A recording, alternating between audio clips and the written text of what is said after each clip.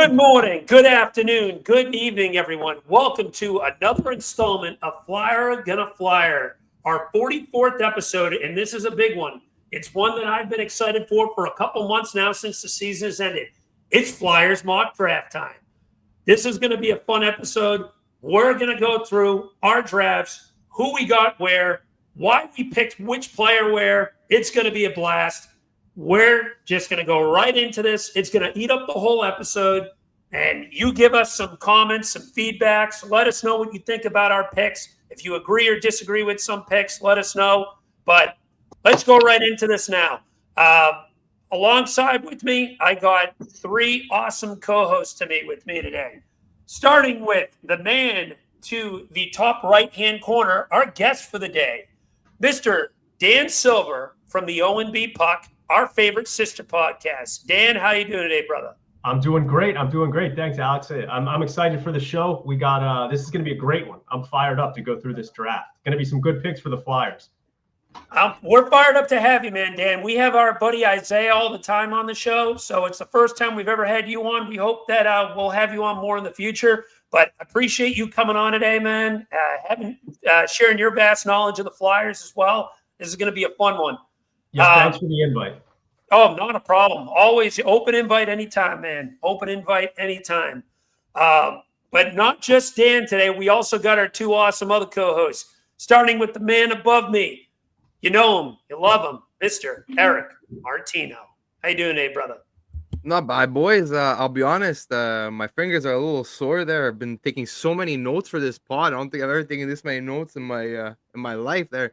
Like, I'm a bit old school. I got everything on, like, paper and shit, so I'm ready to go. Let's go. Let's do this. This is going to be fun. This is always one of, if not my favorite pods to record during the year, is the mock draft episode.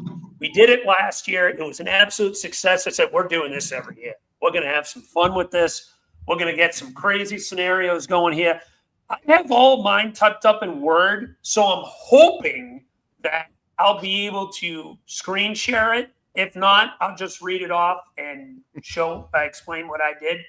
But anyway, the man, last but not least, the man to my right, the seasoned veteran, you know him, you love him, Mr.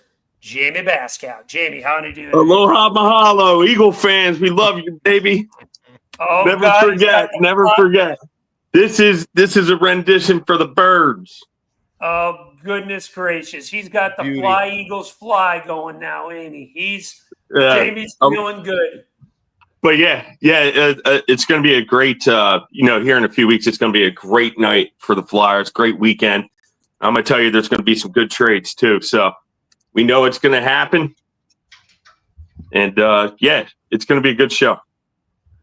There's a lot of room to make some moves for this team over the next 2 weeks, potentially. 13 days until the drafts. They got 11 total picks, 7 in the first 2 rounds, 3 in the first, 4 in the second. They have just a tad under $19 million in cap. We'll call it 19 just to make it a nice even number. They got practically almost the entire roster filled up. They got 1, maybe 2 RFAs left to sign. If they even do sign, we'll get into that maybe potentially down the road. But this is going to be exciting.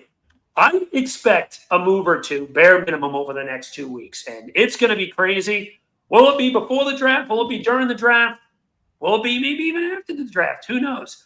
But anyway, let's get into it. It is officially our second annual Flyers mock draft here at Flyer Gonna Flyer. So, with that being said, Dan, you are our guest of the hour. Let you lead this off. Who do you have the Philadelphia Flyers drafting at number 6 overall? Well, I think there could be potentially trades to potentially move up. Ooh. And there's a lot of things that are in play that I think the first 5 could impact, obviously, who's available for the Flyers. But my hope and thought is that I think they're either going to trade up to number 4 to take Caleb Denoyer, or I'm envisioning a potential scenario where Caleb Denoyer drops to number 6. So that is who I've got them taking, either via trade or via him lasting to number 6.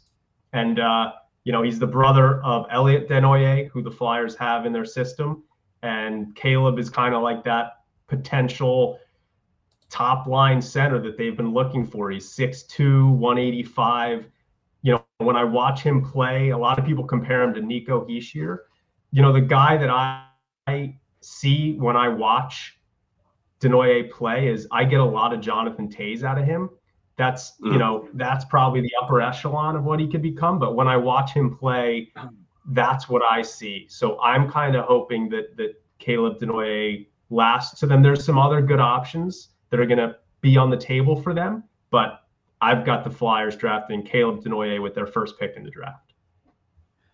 Interesting. Caleb Desnoyers, that has been one of the probably most rumored names that they could be going from the Moncton Wildcats. I am so bad at names. Out of the QMJHL. That should be an interesting one. I definitely agree there. He plays a very good two-way game. Nico Hischier is an interesting comp for him for sure. Boys, do you have anything to add to that? Yeah, Dan, just I'm in agreement. I can see the Flyers moving up as well. Just kind of curious, if they move up to 4, what do you think the Flyers would have to give up in order to get that fourth to move up to 4? Well, that's the question, right? And so the thing at number 4, and I think we'll go through what could happen before that. But the thing at number 4 is Utah. There's been a lot of rumors that Utah really likes Brady Martin, who is kind of like a Mike Richards type. Very physical. I think it would be a little high to take him at number 4. That's where Utah is rumored to really like Brady Martin. Obviously, they moved up big in the draft. Right. So I think that there might be some teams, if Utah really wants Brady Martin, I think there might be some teams looking to move up. The problem for Utah is that, Boston at number 7 and the Flyers at number 6, I think are 2 teams that would also be very interested in Brady Martin. So Utah can't move down that far if they want to make sure that they get Brady Martin. So I think that the Flyers would be a very logical team to move up from 6 to 4. That's assuming, look, the Flyers might like Brady Martin more than Caleb Desnoyers too. But if the Flyers want to get a Caleb Desnoyers or a James Higgins, moving up to number 4 would be the way to do it. And I think what it might take, I'm sure Utah would try and get the Flyers to package number 22 and number 6 to move up 2 spots to number 4. That seems like a lot to move up those 2 spots. It would depend on how big of a difference the Flyers see between Caleb Desnoyers and the other guys who would be available at 6, like a Porter Martone or a James Higgins. But if the Flyers really want Desnoyers, I think they might have to look at moving number 22 and number 6 to go up to number 4. Or I think the Flyers would probably try and be like, hey, we'll give you 31 and 6 to move up to number 4. I don't know if Utah's going to have a lot of leverage. It doesn't happen very often the team trade those picks. And look, maybe Utah really likes one of the players in the Flyers system. Maybe Utah really wants, I don't know, an Alex Bump or like a Bobby Brink or something like that. I don't even know if the Flyers would move Brink to move up 2 spots, but maybe what I'm saying is maybe there's a player or a prospect that the Flyers could move to Utah to move up 2 spots. But I think it would either take one of those first-round picks, 22 or 31, or a prospect, young NHL player, plus number 6 to move up. Gotcha. That's great. Those are some great points. And I think, you make great points with Utah in terms of the posturing aspect, because that could have been sort of posturing, by the organization releasing how much they really like Brady Martin, not coming out and just saying, okay, we're open to trading, but throwing a name out there like Brady Martin, courting him around and knowing how much they like the organization. Pretty good length for the Flyers to move up. Yeah, I could see that. I think they'd have to toss in like Bobby Brink, especially if the Flyers really, on Maxim Shabanoff. I just don't, they have to trade some of these, smaller like side, you know what I mean? So, yeah. Eric, do you have anything else to add before we move on to the next pick? Well, Well, no, I agree 100% with Dan. I have the Flyers in mind. I have the Flyers moving up to 4 because I think Schaefer, obviously Schaefer's going 1, Misa's going 2. I think Chicago takes Frendell just because the fact that Frendell's versatile. He could play center or he could play wing, so it's like a no lose for Chicago. They either got like a physical winger or a number 2 center. So I think 4 is the ideal spot for the Flyers, and only because, like Dan mentioned, also it's Utah. If Utah really likes Brady Martin, the thing is, it would be in their best interest to move back. And who scares me actually is Boston, because I think Boston has the assets where they could jump to 4. It has they have the pick in 26, and they have other picks that they accumulated like in the trade deadline, and they go take Higgins. I feel like if they would trade a 4, they'll probably take Higgins or Dinwiddie, and then the Preds would take the next center, and then not that we're stuck with Martone. I don't think the Flyers would be like pissed if we got Martone, but I think the Flyers really, really like Dinwiddie, and he's their target. So I think I did pick because I went on Tankathon, not Tankathon, excuse me, but on Puckpedia, and they have grades for each pick. So so the Mammoth's pick is graded at 55, 55.24. The Flyers is 45.98. So now the 32nd pick is graded at 10.38. So basically, I made a trade. So the Flyers trade up. Gary Bettman gets onto the microphone. He says Flyers straight up, and it's 6:32, and I threw in 157, and we trade up to 4 from 6, and the Flyers draft from the Moncton Wildcats, Caleb Dinwiddie. I like it. That was spicy. Wait a minute. Eric and I absolutely came in. We didn't talk about this beforehand. This is the first time I've met Eric. We're on the exact same page that we both kind of think the Flyers, that Desnoyers is the kind of guy that they would really target. And we talk about smoke screens.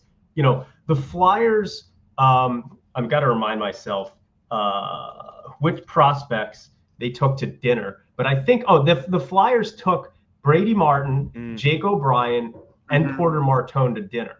Now, you got to think that having Elliot Desnoyers in the organization, they clearly probably have got a lot of information on his brother. So it could be kind of, I'm sure those are 3 players that the Flyers like. But I would say the fact that they didn't take Caleb Desnoyers out to dinner doesn't mean anything, right? Because they like playing games. They might have had dinner with him a month ago with him and his brother, somewhere else. I do want to, quickly touch on if I will say this, and it is, a lot of it is going to depend on who Chicago takes at number 3, because I think it seems fairly likely that Schaefer goes 1, and Misa goes 2. Now, not for nothing, I think the Islanders would have almost been happy to get, and they couldn't have because they couldn't have moved up to 3 or 4. But James Higgins being from Long Island, I think they would have loved that story of drafting James Higgins. But I just don't think that they can take Higgins at number 1. But Chicago at number 3 is going to be the pivotal one. Who they take is going to really impact what happens after that, because they already have 2 guys who they think are their centers of the future, right? Connor Bedard and Frank Nazar. So they probably don't want to take a pure center with that pick. So what Eric mentioned about Frendell potentially being able to play the wing, almost like a Leon Draisaitl type to Bedard, could be really good for them. I just personally want to say that I like Porter Martone more than Anton Frendell. Whenever I watch highlights of Anton Frendell and watch his games, I come away more impressed with Victor Eklund, his line mate, who's a little bit further down.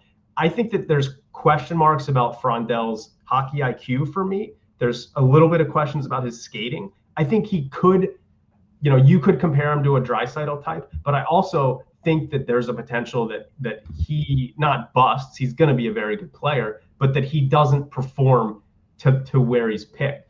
So if Chicago does take Frendell, the Flyers could have let's say Desnoyers goes number 4, not to the Flyers, and then Higgins goes 5. The Flyers are going to have a very interesting decision to make between a winger like Porter Martone, who I really like. He's one of my favorite players in the draft. Or a center like a Jake O'Brien or something like that. So I think that depending on what happens, if Desnoyers doesn't make it to where the Flyers pick, I would be very happy if they end up with Porter Martone. Jake O'Brien has got a lot of upside. You got to trust the scouts if they take him. But if him and Martone are both available at where the Flyers draft, and Desnoyers and Hagens are not available, I would take Porter Martone. And I also hope that if Hagens makes it to where the Flyers pick, and Desnoyers and Martone are gone, I hope they don't pass him up because he's a little smaller. We know the Flyers want to add size down the middle, right? Which is why Desnoyers would be so nice. Mm-hmm. But I do think that James Hagens might end up being the top point producer out of this draft. And I wouldn't want them to turn him down just because he might be a little smaller. So there's a lot going on with possible guys that the Flyers could take at number 6. But Desnoyers, Hagens, and Martone, I would be thrilled with any of those 3 guys. The draft really starts at 3 this year, realistically, because I think it's pretty obvious the top 2 guys are going to be Schaefer and Mrta, whatever order it ends up happening, and we'll see. Most likely the Islanders will get Schaefer. I think San Jose ends up landing Mrta. I also have Frundell going to Chicago, as you mentioned, Dan, kind of a Leon Draisaitl, even his defensive style. I won't say quite he's going to ever be this level of quality, but his defensive style of play kind of has some Barkov-esque in him. He's got a great shot. His transitional play does worry me, but I love his shot. I love his board battling. I love his defensive play. I love Anton Frundell. I don't think he drops the Flyers. So I have a feeling that Chicago does take him at 3. 4 is going to be interesting.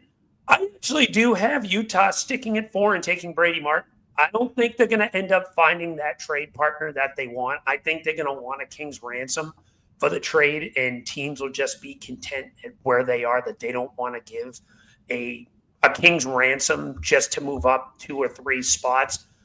And they know that Utah is looking to trade down, and in order to get that, they're going to want to get, the prize that they want, which they unfortunately don't. They end up taking Brady Martin. I then have James Hagens going to Nashville at 5. It's a little interesting from there. You could have argued Martone. You could have argued Desnoyers. You could have argued Jake O'Brien. There's a lot of moving parts here. But for me, with the 6th overall pick, I have the Philadelphia Flyers selecting. I don't want to give away what I have because I almost scrolled past it on my word process. On share, Caleb Desnoyers, like you, out of the Wildcats at the QMJHL. Caleb Desnoyers plays a really good two-way style of game. Awesome on the body. I think your comps are bang on, Dan.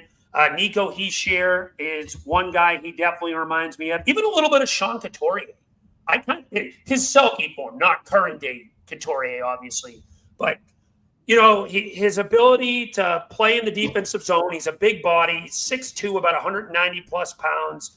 I think he's going to be someone that really fills the stopgap center spot that the Flyers truly need. I was between him and Hagens, but I think Nashville does ultimately take Hagens at 5, even though Nashville's GM loves his two-way forwards. I think they go for a little more speed and skill aspect this time down the road. But, yeah, I like Desnoyers at the 6th pick. I do think he ends up dropping. It should be interesting to see where things go from there, but Caleb Desnoyers is my pick at 6. Jamey, lead the way. Who do you got? Yeah. I don't think it's any shock how much I love Hagens. I've come out week after week. I think at least once a week. A phenomenal player. I think he's going to be an elite center in the NHL. His size is a drawback, but the Flyers are familiar. I actually don't have the Flyers selecting Hagens either. Actually, Dan, it's funny. Porter Martone's my second favorite player out of the whole draft, and I don't care how many wingers the Flyers have. My personal opinion on the Philadelphia Flyers aspect, and they've done it, but sort of got away from it. I like drafting, like all of you, I'm sure, best player available. At 6, I think it's very critical. The Flyers cannot draw based off need. I don't think Caleb Desnoyers falls to 6, and that's the reason I say that. He has the same agency as Elliott, so it's kind of a funny story there. I could see Elliott Desnoyers being re-signed, and initially going into the draft, I didn't see that as being possible until that Brady Martin smokescreen came out, and then it was like, okay. I actually thought the Flyers would not, opt to, sign him because he's restricted free agent this offseason. I thought that they would just let him go unsigned, and that's another, sort of asset prospect, washed away by the Flyers just because of the past few years with his downfall. I had high hopes for Elliott. I just don't understand what's, going on the past few years. I guess some of that, is Lappy and maybe him and who knows with that situation, maybe that's one of the reasons why the Flyers, Ian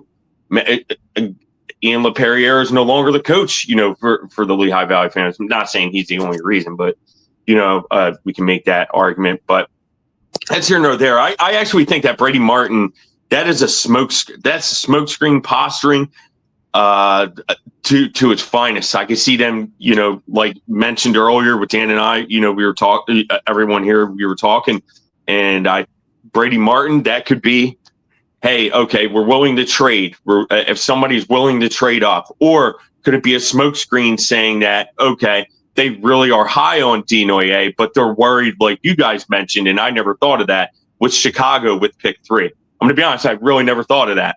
So I wonder if they're high on Caleb Desnoyers. So they're coming out saying, hey, we're high on Brady Martin, so there's no scare. I don't know. I mean, it could be a few things, or maybe, I don't know. I think Caleb, I could see him as high as 3.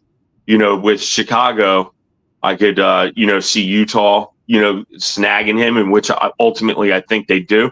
I think the Flyers are going to have a selection between, say, Porter Martone, Brady Martin, Jake O'Brien. I think they're all going to be there. I have the Flyers selecting Porter Martone. Awesome. I just think, man, he's going to be a special player. I mean, it's funny. We say this about prospects and all, but I don't know why. I just have a really good feeling, a gut feeling about Porter Martone, something I haven't had in a long time. He just strikes me every time I watch a clip of his highlights, or watching, go back, you watch some of the games, not all of them, but like some of his, and I'm just like, wow, man, it's stuff that he just does that I'm like, I'm very enthused with this player. I really think that Martone would be a phenomenal fit in Philly. Eventually possibly playing with Michkov, you know what I mean? I think that could be a duo down the line, man. I just see that's a nasty duo. The Flyers would have so much elite talent at the right wing, it would not even be funny. Yeah, I think like we do that, and like Michkov played what, left wing at times, you know what I mean, played offhand. Tockett's not a big fan of that. He likes people in their natural positions, so it's going to be interesting. The Flyers, but you got to draft best player available. The Flyers are they're not in this for a gamble, and that's why I don't have them selecting like Brady Martin or going after like a Jake O'Brien. I think that those two in particular would be a stretch for the organization to take at 6, in my opinion. I don't think the Flyers can gamble. They have to nail this pick. Look, the Nolan Patrick, Dan mentioned it years ago, I think, a few years ago. Nolan Patrick sent us back, how many years? Like you think about it, that Nolan Patrick selection alone has dropped the Flyers at least 3 years, out. You nail that pick. We're not even sitting here talking about, the 6th overall selection possibly today. You know what I mean? So they have to nail this 6th pick. They're in a position to where they have to nail this first round, in my opinion. They really do. Yeah, Martone, he's played right wing this year in Brampton. When I watch him play, I think that he could be a guy that could eventually be fine on the left wing. He's a righty. He scores a lot of goals, though. You see a lot of the goals he scores are from the left side. He's also makes some good plays when he kind of shades over to the left side of the ice.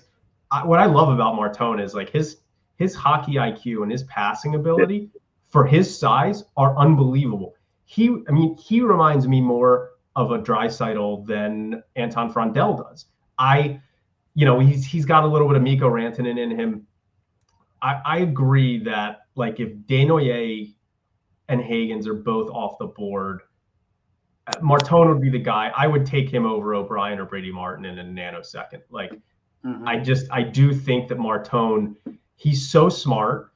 Him and the passes he makes are so incredible for a guy of his size that I think that him and Michkov would be fantastic together. You think about those two guys together on a power play, like, wow. And Jake O'Brien is also an extremely good power play player. And if he can put some muscle on his frame, I said this on X the other day, one of my concerns with Jake O'Brien is that I think I love Morgan Frost. Like, I was one of his biggest fans when his time here with the Flyers. I see some of the potential downfalls of what happened with Morgan Frost with Jake O'Brien, because he needs to play with a little bit more pace when he has the puck. And so maybe that's just in my mind. I'm thinking to myself, man, I don't want a repeat of what happened with Morgan Frost, where you had this kid who put up these incredible stats in juniors, has amazing passing ability, sublime hockey sense, but like just because he never could really figure out a way to play with the puck with pace enough in the NHL, that it just didn't kind of work out. And I have some concerns about that with O'Brien. Porter Martone is going to be a sensational NHL player, and it may take some time. But if it's a choice between Martone, O'Brien, and Brady Martin, I'm all over Martone. Yeah. All right. With that being said, gentlemen, let's move on to the next pick. Pick 22. Eric, let you lead this one off. Pick 22. What do you got? Okay, well, here's where my draft board gets a little spicy, okay? Because I have the Flyers trading this pick and trading up also. So I have two spots where I'd like the Flyers to go. It's either 9 or 10, which would be either Buffalo or Anaheim. Because the player I want, there's also Detroit at 13.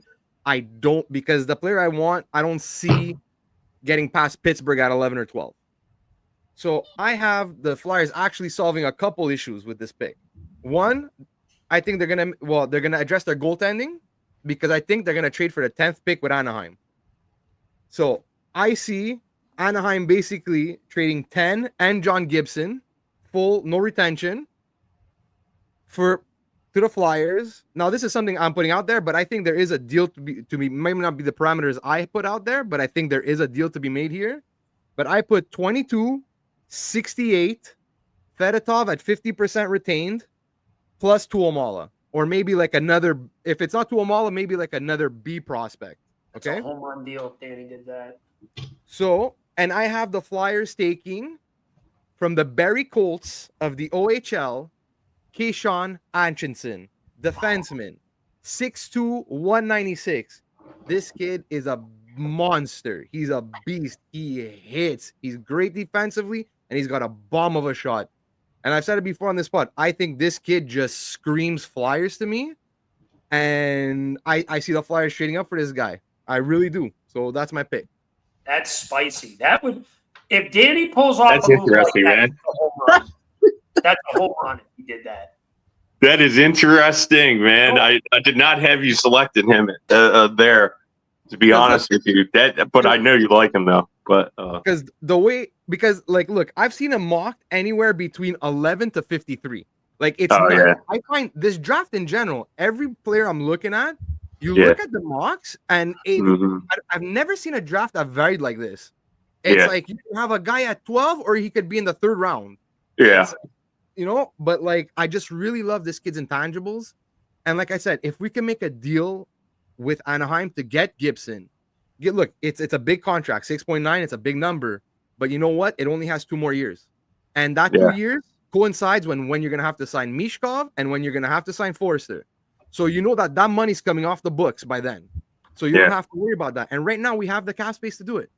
So why not go get yourself a good goalie that could tandem with Urson for the next couple of years until somebody, either Zavragin, Bjornsson, whoever's ready to come and take the net. At least you'll have this duo for the next couple of years that are legit NHL talent.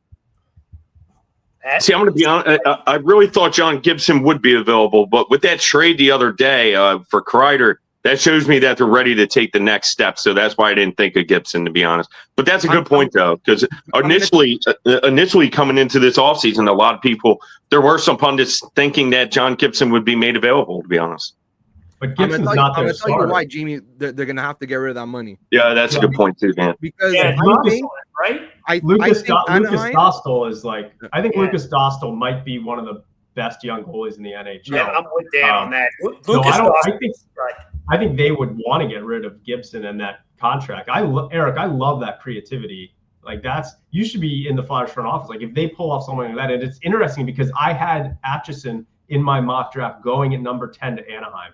I think Keith Jones Keith Jones loves his big bruising D-men. Man, he would love to add Atchison to the Flyers. No, and all right. Just quick. Anaheim, I think this offseason is going to get Marner. I honestly believe that. I think Marner is going to Anaheim. Yeah, definitely. I can see it. Mm-hmm. They have a bunch of they have like McTavish to resign this year, but then next year, the year after, they have like their whole defense has to be resigned. So that's why I think they're going to get rid of the Gibson's contract, and I wouldn't even be shocked if Zegras is traded also to free up that five point whatever that he makes. Yeah, I can see Zegras. Honestly, especially with them adding Kreider, do you think Zegras is going to play on the third line? I think he's gone. Zegras is gone. I have to agree with that. I think Zegras is gone too. My apologies, Jamie. Go ahead. I didn't mean to interrupt. No. Are you saying for my pick or just cutting off in general? Yeah, go ahead, Jamie. What was your pick? I was going to pick you next anyway. Okay. I actually had the Flyers trading 22 to move up. Anywhere from 10 to 12. Not really a set, but I can see if Roger McQueen's on the board at 10, I can see them moving up with Anaheim and trading, say, Bobby Brink 22 and one of their second round picks to move up. I think that would be enough to move up. Maybe they'd have to sway.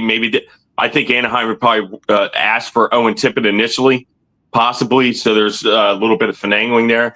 But I see the Flyers getting Roger McQueen. I like them, with size down the middle. The Flyers are, craving a center, not only craving a center, but craving, size down the middle, so to speak, especially, who knows what's going to happen, with this draft and, who they take at 6. I think 6 is a critical pick because if they select a center at 6, I don't foresee this trade happening. I actually can see, ironically enough, I can see a trade that Eric just mentioned, for Atchison, so I think 6 is the critical. If they get a center at 6, I can see them moving up for, Atchison possibly. I actually didn't have that, but I like that. I like that creativity, and I think that's what Danny Briere is going to crave. I mean, he's got, pick 22, pick 31 in his arsenal, with an arsenal of second-round picks as well, 4 second-round picks to maneuver, finagle with. I don't think they're going to make every pick, but I actually see them moving up from 22, selecting Roger McQueen with Anaheim there. Roger McQueen's phenomenal talent, and the only reason, because he would be a top 3 player if he didn't get hurt. But I don't think the combine, I do not believe that the combine was enough for teams to say, okay, let me gamble on him, let me take him now. They have their purview to more information, obviously, than us. We're obviously, not scouts either, you know what I mean? They have all his medical records. I'm sure he had some of his doctors at the combine as well that they were able to talk to teams, who were courting, Roger McQueen around. Obviously, they're giving more information. But I think the only reason he would fall is because of injury. I really think that he would be a top 3 selection this year if he didn't get hurt. Dan, who do you have at 22? So I love the trade ups and that kind of, I'm going to stay at 22 and talk about, an option there. And Jamie made a good point that a lot of it depends on who the Flyers take earlier, right? If they take a center or a winger. But there's a center that I'm hoping lasts the number 22 who I think could end up being every bit as good as some of the guys being taken higher. There's actually a lot of really interesting centers that are probably going to be available in the 20 to 25 range. So with the pick, number 22, I have the Flyers taking from the Victoria Royals of the WHL, Cole Resny. And He's a 5'10", 5'11" center, about 180 pounds. He's kind of built like James Hagan's. He's a kid who's just gotten a lot of momentum as the season has gone on. He was fantastic in the playoffs. He's a physical center. He's not like a big bruiser, but he's physically engaged. Like, think sort of like like Morgan Frost was not a very engaged player. Cole Resny's very engaged. He's not a super fast skater. His skating's fine, but he is a fantastic down low playmaker. He's got very good hockey IQ. And like I said, he doesn't get bumped off the puck very often. Like, he's a fairly physical type of center. And he's a guy that I would love to see the Flyers add, because I think he would be great with Mishkov, his style of play. He may go. He's gotten, again, a lot of helium because he's played really well in the playoffs. He kind of outplayed Berkeley Catton in some games. They played against them in some playoffs. So I think he may end up going higher than 22. But my hope is that Cole Resny lasts to the Flyers at 22. They take him. Some other people have the Flyers taking Jack Nesbitt, who's kind of a bigger center, who's on I think he played on the U.S. national development team potentially. Mm-hmm. But I like Resny more than Nesbitt. And especially if they get that 6'2" center in Denoyer with the first pick, I would like to see them take Cole Resny. So that's who I had the Flyers taking at 22. One question on Resny. Who's a good player comp for him? So and Elite Prospects had this in their guide as kind of like Matt Coronado is kind of like a sort of like a comp for him. I'm trying to think. I don't know who the ideal comp is for him, but he's, again, if you just think of kind of like a mid-sized center who's a very good playmaker, not a super fast skater, but he's very sturdy on his skates and he's good defensively. That's kind of like what I think of when I, with Cole Resny. So that's kind of, he's a guy that I would be very happy if they got at 22. And now with my pick. To Dan's credit, hold on one sec. I just want to say something to help. The Flyers don't need somebody to be that comp. Like, they don't need somebody to come in. Hey, yeah, he's a Connor McDavid, or hey, yeah, he's this player, or hey, yeah, because there's only a certain amount of players, that are that historically good. So the Flyers just need a hard worker, and I like that from Dan, because his work ethic is there, and I think that ultimately, you have the work ethic, you have the want, you have the will. Everything else, will be able to fall into place. The Flyers just need a good selection at 22. That's a good player. Yeah, they had real quick. They had a couple of the quotes that Elite Prospects had in their draft guide about Resny was from an NHL scout saying, "I really like him. He's my favorite forward outside the first tier. Small but big time IQ, big time skill, big time compete. I think he'll be fantastic for Canada at the next 2 World Juniors. Whoever drafts him will feel like they got a steal." So there you go. Yeah. Cole Resny at 22. I like it. All right. My pick at 22. I also have the Flyers making a trade here. And this is going to be a player acquisition. So my trade I have made, of course, my share screen doesn't want to work. Try it one more time. If not, I'll just say the trade. And, of course, it's not. So I'll just say the trade. Flyers acquire from the Minnesota Wild center Marco Rossi. Minnesota Wild. You were right, Jamey. I wasn't going to give it away. You were bang on when you said that in the chat yesterday. Going the other way, the Philadelphia Flyers pick 22, right winger Bobby Brink, in a 2026 third-round pick. So I have this being pretty much a last-minute move as the Flyers are getting close to pick 22. Marco Rossi coming off a 60-point, 24-goal, 36-point season. Wild feel like they do not quite have what they want to get in terms of contract extension in him, and they start to get desperate to try to make a move to get some value for him before this starts getting ugly. Marco Rossi finds his way to Philadelphia. Flyers get their top 6 center for next season, sending, as again, pick 22, right winger Bobby Brink in a 2026 third-round pick. That one was fun to have there. What kind of contract are you signing him to? 7 years, $6.75 million AAV is the extension I have him at. So let me ask you this. You've got them drafting Caleb Denoyer. Yep. And we've got Jet Lachenko in the system. Mm-hmm. So what is Marco Rossi? Is he our 2C for the next 6 years? And if yeah. So I have him as more of the 2C long term, and it gives time for Jet Lachenko to find his role, maybe starting eventually into that 3C. And in case if things don't work out with him, maybe you move him over to the wing. I think he is going to be more of a center long term, but at least it gives the Flyers 3 legitimately good centers down the middle for the long term. It eliminates the center worry for the long term. They get their guy. They've got stability now. I think Lachenko brings the speed and snarl at the middle of the pack. You can alternate him up to the 2C if need be. Denoyer brings the physicality that this team needs down the middle. And Marco Rossi already established at age 23. This is even a possibility, too. Maybe it ends up being a bridge deal as an RFA with him to see how things go. But I think they do lock him up long term, and they get your 3 centers for the future down there in Denoyer, Rossi, and Lachenko. You know what? I like it. You know why? Because one thing I think that all of us have seen over the years is impatience. In terms of the Flyers wanting a center. Let's bring Nolan Patrick into the fold when all of us full well knew he probably wasn't NHL ready at that point, but they were starving for that position at that point. So they didn't send him back to Brandon like some hoped. Actually, there were a few people after the Flyers selected Nolan Patrick that wanted him to go back to Brandon, but the Flyers were reluctant to do so.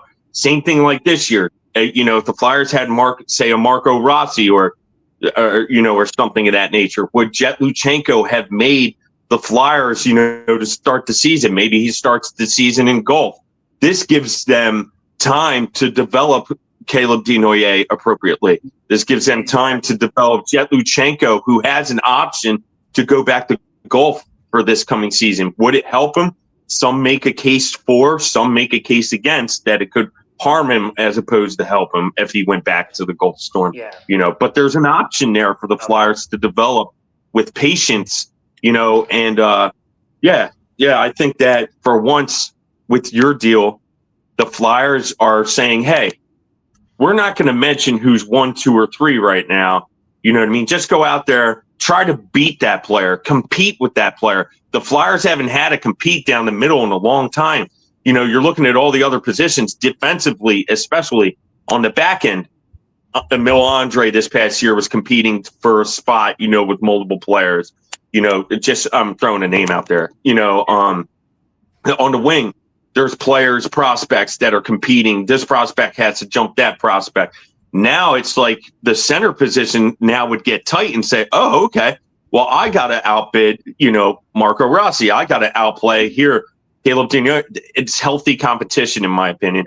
So that's what the competition down the middle would be cool. I would love, and that's the whole point of this. It gives you time to develop the prospects you do have. You don't have to rush them.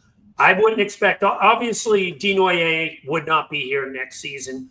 Lachenko, it doesn't give you any time to rush him up. You can develop him another year in Guelph if you got to. Whether it hurts, I don't think it would hurt him. Maybe he even gets traded to another team out in the OHL. Then you give him a year out in Lehigh Valley after that, and you don't rush him, and you have him ready to bring up at some point, maybe in 2026, 27 mid-season, and just have him just mesh into the organization naturally. That way you're not bringing him up at age 19, a 13th overall pick that you're not throwing into the tire fire who's potentially not ready yet. Let him marinate. Same thing with Denoyer. Denoyer eventually would come up. He probably wouldn't take as long, obviously, as Lachenko. You get him ready, get him into the lineup maybe a year or two after he's drafted, have him mesh in the middle of 6 until he eventually moves into that top center role. Same thing eventually happens to Luchenko, where he kind of integrates into that middle 6 a little bit. So you get stability, and it gives you time to at least get these guys ready to mesh properly. And eventually, when these guys are all ready, you can move Sean Couturier over to the wing once he gets older. It will end up, I think it would be a good long-term plan to make for these guys so you don't have to worry about what you have down the middle. And actually, quick, I just want to bring something up. And it's something I think the NHL should look at. And it's something I've been thinking about for a while. And I'm pretty sure, I'm like 99% sure you can't do this. But like a player like Luchenko, who's kind of stuck in this, like, because of his age, he can't go in the AHL. Yeah. And now, because he signed his entry-level contract, he can't go to NCAA. Mm-hmm. So now you're forced to either go back to junior, where it's like, what else do I have to prove there?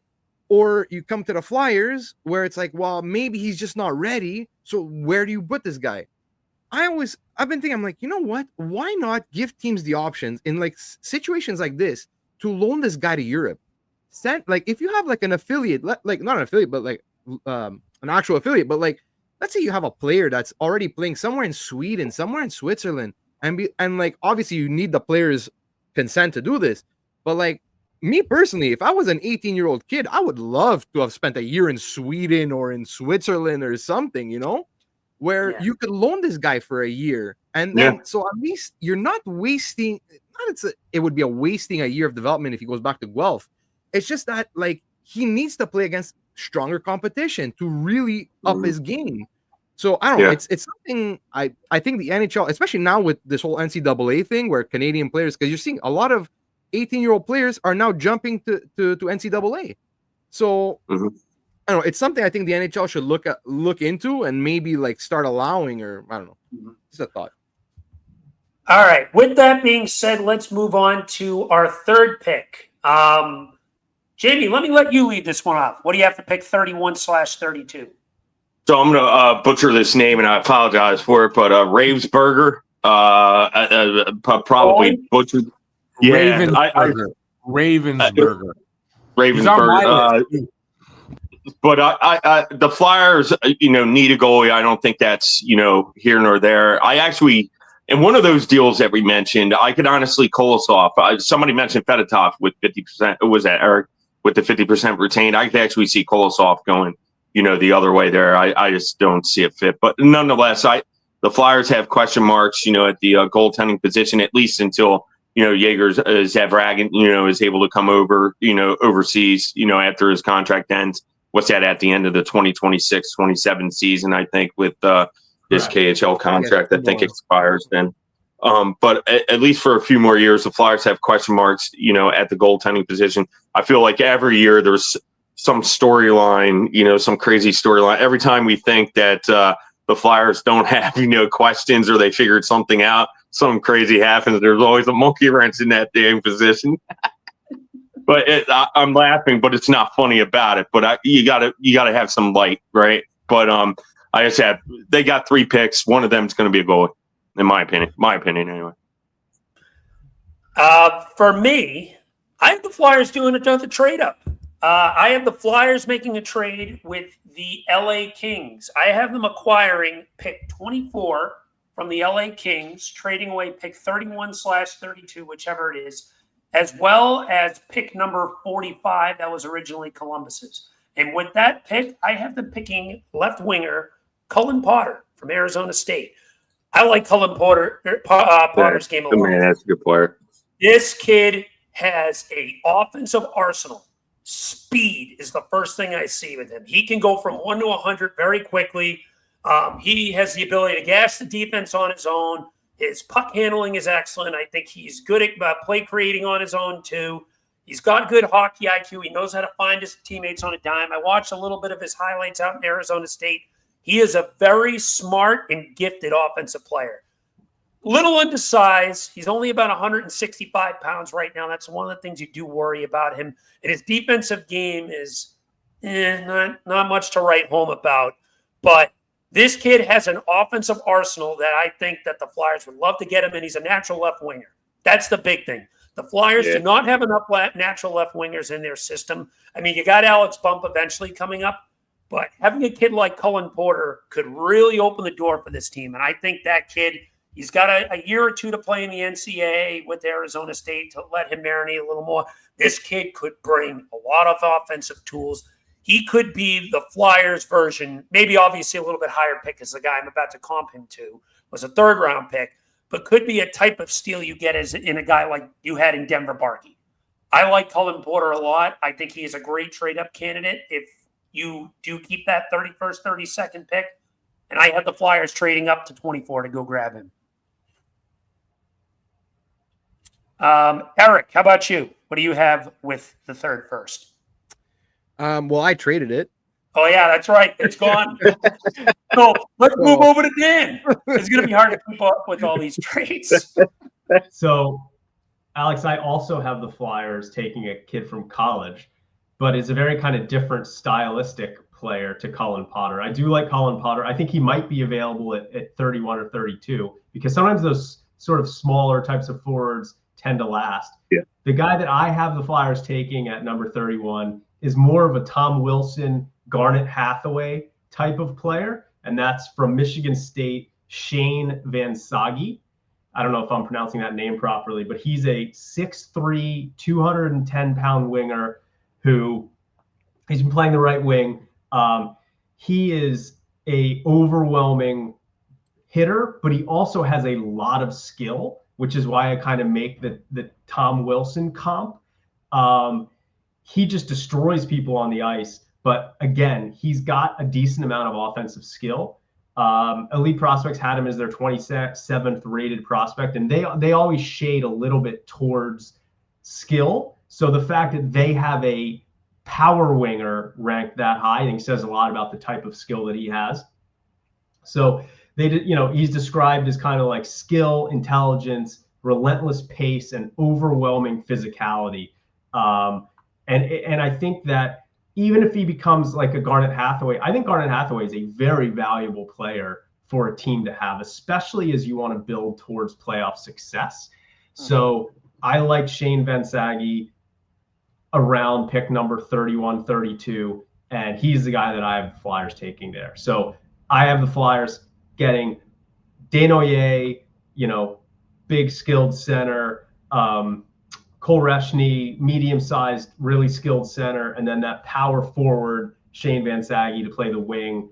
Don't have him take any defensemen, but I think I like Eric's idea of trading up for Atchison, so that's kind of interesting. But I've got the Flyers with 2 centers and a winger with their 3 picks.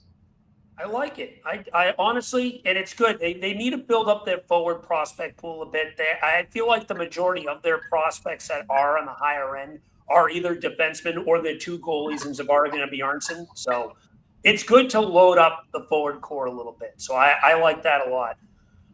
Looks like we did lose Jamey. Hopefully he'll get back in here. But in the meantime, let's move on to the second round. I'll start this one off. And I have a guy that Jamey just took.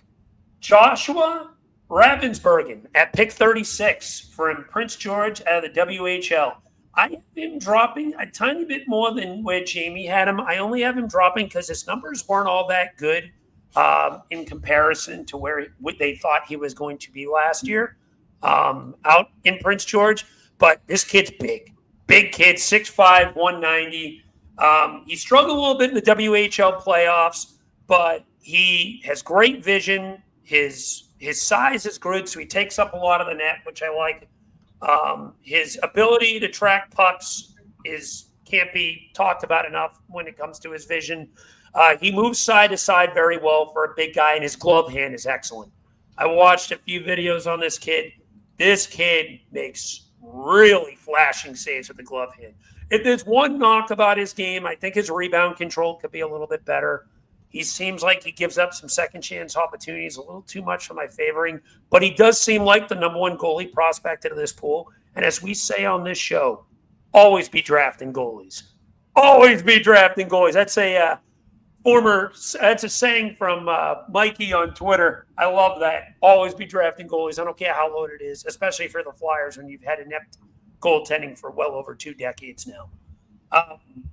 Dan, let me have this pick. Who do you have at 36? So, just being totally honest, I had sort of just mocked out the first 3 picks for the Flyers. I didn't even think that, I wasn't thinking about round 2. So I didn't mock that out. But since I had them taking 3 forwards in the first round, I'm going to throw out a couple of defenseman names that I'm not sure if they'll be available or not. The first one is a Swedish defenseman who played for Boston University this past year. His name's Sasha. I may, butcher the last name. Sasha Boumedienne. A lot of people have him going in the first round. Elite Prospects Draft Guide had him at 37. He's a 6'1", 6'2", 180-pound defenseman who really grew in confidence this year towards the end of the year. I think he was the youngest player in the NCAA hockey this season. And I like that, because the fact that he was gaining confidence as the season wore on. Very good breakout passer, decent skater, really good passer, can be a little physical. So that was one of the defensemen I kind of like the Flyers. And look, if they take him in the first round, I won't be upset. And then another one of the defensemen who I thought was a little bit interesting, who, again, the Flyers like taking London Knights players, right? Mm-hmm. Keith Jones loves those London Knights players. They got Oliver Bonk. The London Knights have a defenseman named Henry Brustowicz, who 6'2", 200 pounds, kind of does a little bit of everything. He's a right-handed defenseman. He was a guy that I was kind of intrigued with also, who I know with the Flyers loving the London Knights, that might be a guy they're interested in. So those 2 guys, Boumedienne and Brustowicz, are 2 defensemen that if they last to their second-round picks, I think they'd be very interested in. Interesting. It definitely got to build up the blue line a little bit, especially with Bonk soon to come up, Hunter McDonald pushing for a spot. So I like that a lot. Eric, how about you? When it comes to pick 36, there's one guy. I'm not 100. I have like 2 in mind. I'm not 100% if he'll be there at 36, because this is a guy I could see that if the Flyers don't trade 31 or 32, this is a guy I could see them targeting. Is a center from Modo Junior in the Sweden Junior League. It's Milton Gastrin, 6'1", 185. He's a good 2-way player, high hockey IQ. He's great in the faceoff, and he's a great skater. But like the question with him is, what's his offensive upside? They're thinking more like he's gonna be more like a shutdown center. You're probably looking at third line center. So that's probably more of the safer pick. But like I said, I'm not sure he's gonna be there. So who I have the Flyers actually taking is actually a defenseman. And there's a bit of a theme with my draft. It's size. I have them taking from Moscow Dynamos Jr. in the MHL, Kurbin Limatov, 6'4", 190, left-handed defenseman. Excellent skater, great size. He's strong defensively.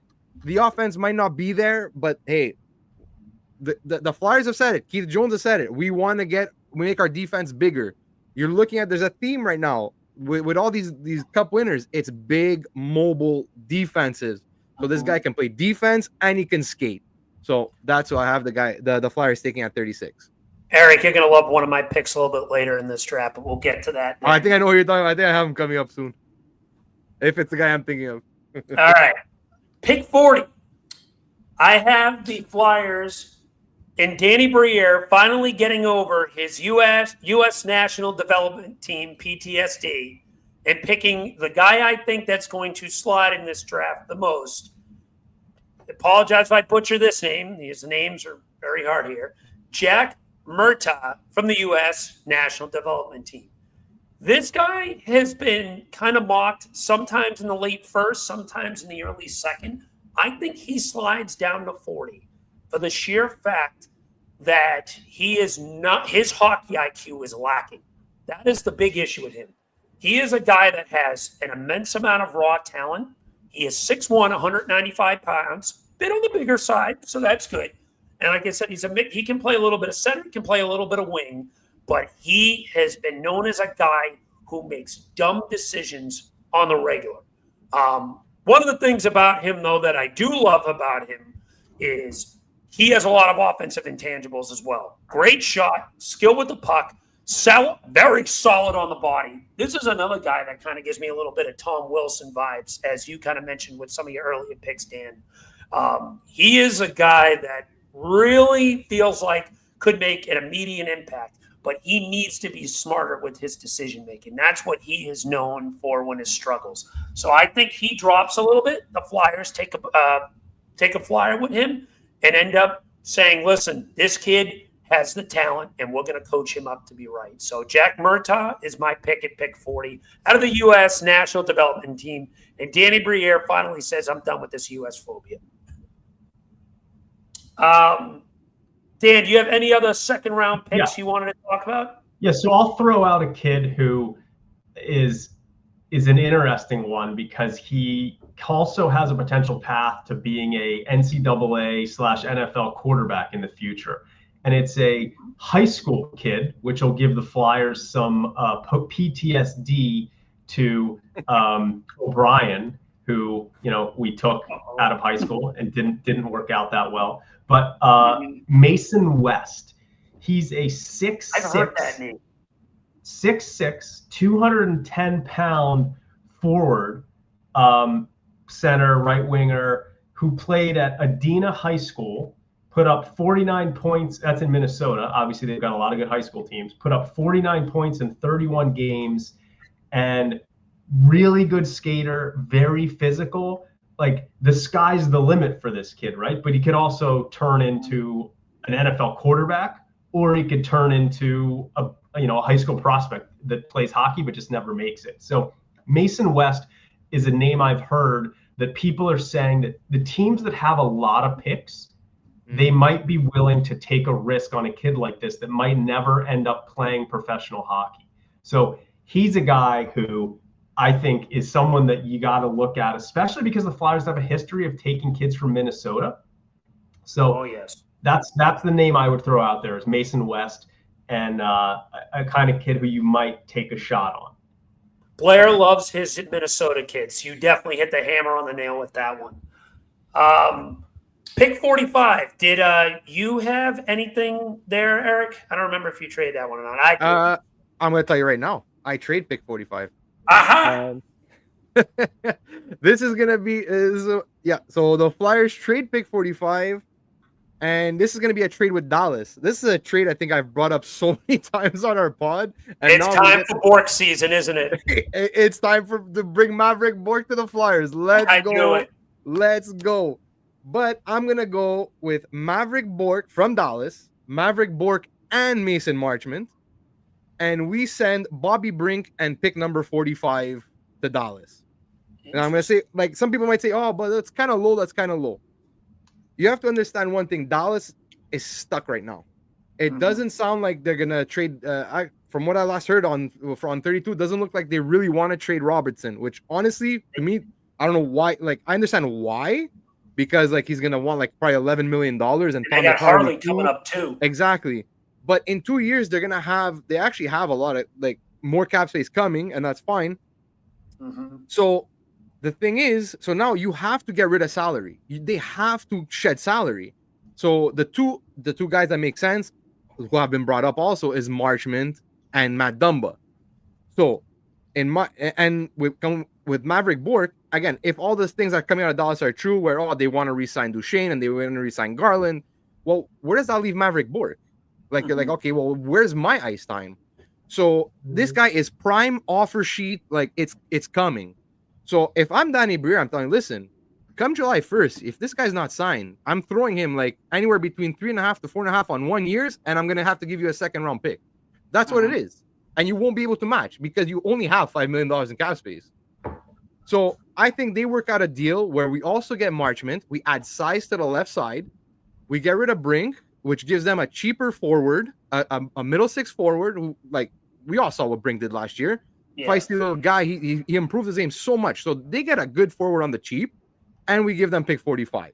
So that's it. So I have them trading 45 and Brink for Bork and Marchment. That's interesting. I knew we were going to get a Bork trade somewhere in there. I didn't know when, but I knew it was coming. That's been your guy for quite some time. For me, my final second round pick, I had the Flyers trading out, in fact. So one thing that hasn't been talked about a lot, the Flyers don't have this second round pick in 2026. In fact, they only have 6 picks in that draft. They have every pick except their second. I think the Flyers want to fix that and make sure that they fill in their second round pick. So I had the Flyers trading out their final second round pick, the one they got from Calgary. They make a trade with the Carolina Hurricanes. They trade their pick 48 and a 2026 fourth rounder to Carolina, and they acquire a 2026 second rounder and a 2026 third rounder. So it's been talked about quite a bit that the 2026 draft is a little bit deeper than 2025. And the Flyers are going to want to stock a little bit into that, invest a little bit. They have 11 picks in this one. They only have 6 in that one. I think they trade out and try to get some ammunition already ready for next year's draft. For a team like Carolina, who doesn't quite have the draft capital that you do this year, I was looking at some teams that this may have made some sense with. Colorado has absolutely nothing.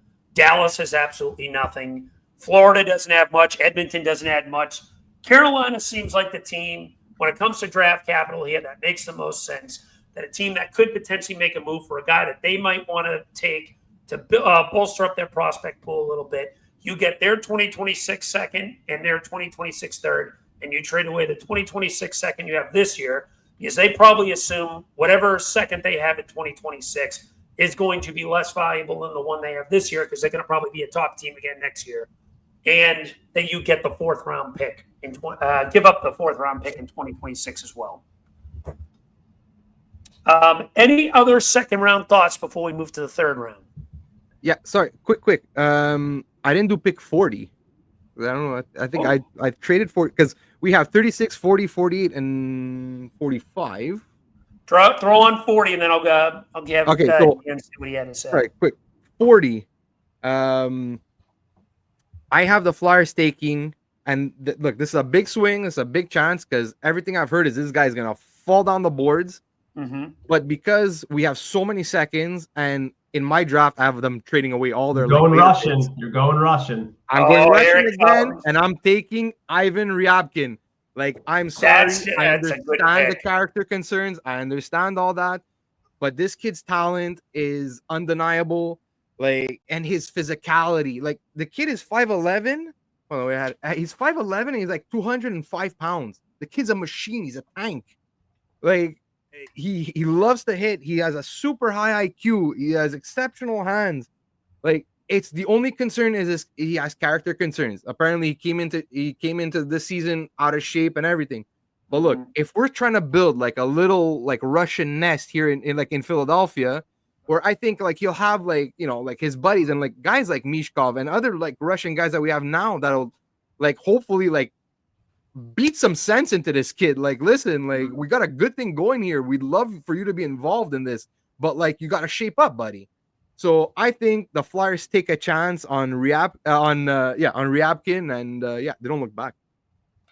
I like it. Got to take some spice there. Ryabkin has been a name that has been talked about a lot. Character concerns or not, as we just mentioned, this is becoming a Russian paradise.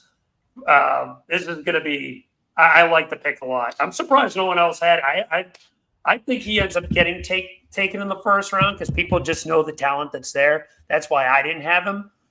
Dan, you have anything else to add? Yeah, well, I mean, Ryabkin, from what I've heard, he showed up to the combine with 2 bags full of Big Macs and blew off interviews. Like, it sounds like the scouts are saying that they'll be shocked if he gets taken in the first few rounds. So I think they could even wait a little bit and potentially take him. But there were 2 Russians I wanted to mention. And again, I didn't realize we were going through all the rounds, so maybe I'll save one of them. But one of the Russians that I like more than Ryabkin is a 6'5" left winger named Daniil Prokhorov, who is described as a missile on skates. He's a violent forward who looks to throw crunching hits, fight to the net, and occasionally snipes off the rush. Some questions about his hockey sense, but if you put Prokhorov on the left wing and Shane Van Zaghe on the right wing, you're going to be tormenting teams in the playoffs with big hits, a little bit of skill. So the Russian I really liked, the forward, was Daniil Prokhorov for the Flyers to take in the second round. So that was going to be one of my Russian kids. I like that. The theme has been size, I feel like, for the majority of these drafts, for sure. This team needs to add some size. Bigger. I like that pick, too. I definitely do. Speaking of size, let's move on to the third round. This is a pick that I made, and I think this kid would be an awesome defenseman to add. And this is cool, too. I like about this kid, he comes from China. Pick 68. I have the Flyers picking Hexoy Simon Wang, who has just been picked out of Boston University. This kid is a tank. 6'6", 205 pounds. He's projected kind of in the late second round from what I've read. Massively sized kid. I have him dropping a little bit to the third. Whole lot of size. For his size, he's great in transition and getting the puck out of his own zone. His offensive game's limited. You're not going to get much from the offensive perspective, but he's a guy that we pretty much emphasize how teams need to build size and strength to be successful in the NHL playoffs. And a kid like this can just continuously wear and tear you down. He blocks shots. He's a good PK guy. I think if he hits his potential ceiling, and it's a big if, he could be like a true number 4, number 5 defenseman for a good team. The one thing about him that doesn't get talked about enough is he has very good hockey IQ. He never seems like he turns the puck over. He never seems like he makes many mistakes. Hexoy Wang, I think, would be a steal in the third round if this kid drops there. I got to ask something. So you're saying that this guy, he's like a big, hard Wang. Oh, my God. Okay, I had to do that. Sorry. We have children who watch this show, sir. Goodness gracious. Dan, how about you? What do you have for the third round potentially? Is anyone that stands out for you for round 3? I'm combining 3 of the favorite things that the Flyers like to do. They're going to take some goalies. They're going to take some Russians, and they love the London Knights. So I've got the Flyers taking goaltender Alexei Medvedev, who's a Russian goalie who played pretty well for the London Knights this year.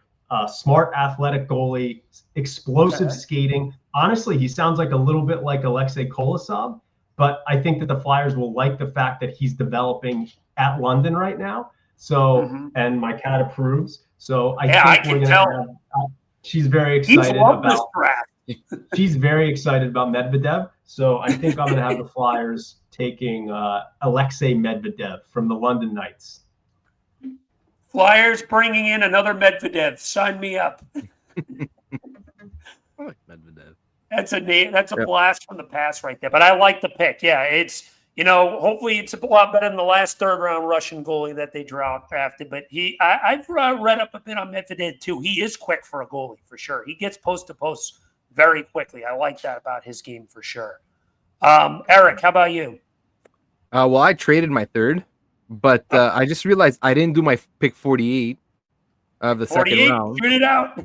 So I'm gonna do it now. This is where that one gets interesting for me because there was a guy that Dan mentioned before, where Mason West, where I have it's either him or Jack Ivankovic, the goalie, the Canadian goalie. Mm-hmm. The problem with the Canadian goalie is like a lot of people think like he might drop, like you might even be able to get him like the 5th or 6th round just because of his size, because he's very small. Now, very small. He's 5'11", but he's the guy that I mentioned that I heard apparently his dad is like 6'4", and apparently like kids in his family like have late growth spurts, so this kid could end up being like 6'1", 6'2", and like his numbers with his junior team weren't spectacular. But when he played U18s or U20, he put up insanely good numbers. Like he put he put up a 1.85 goals against and a 923 save percentage in one game in the U20s. And the U18, he played 6 games. He put up a 1.05 goals against and a 961 save percentage. Like the kid has skill. He's getting like compared a lot to Dustin Wolf. another guy, another smallish goalie that went I think he went in the 6th or 7th round, if I remember correctly. So I think they'll actually go with Ivan Kovic with that last pick in the 48th in the 2nd round. But it would also not shock me if they go West. They bet on the upside with West, and they're hoping that Ivan Kovic will probably fall to like the 5th round. I like it. All right. With that being said, let's move to the 5th round because no one's got any trade into the 4th round, I assume, right? Nah. No, I don't either. All right, let's move to the 5th round. Pick 132. Dan, is there anyone you like later in the draft, just in general, that could be potential? Again, I'm just sort of throwing out random names right now. At this stage, that's all we're doing. That's all we're doing at this stage. These kids, but I see a defenseman.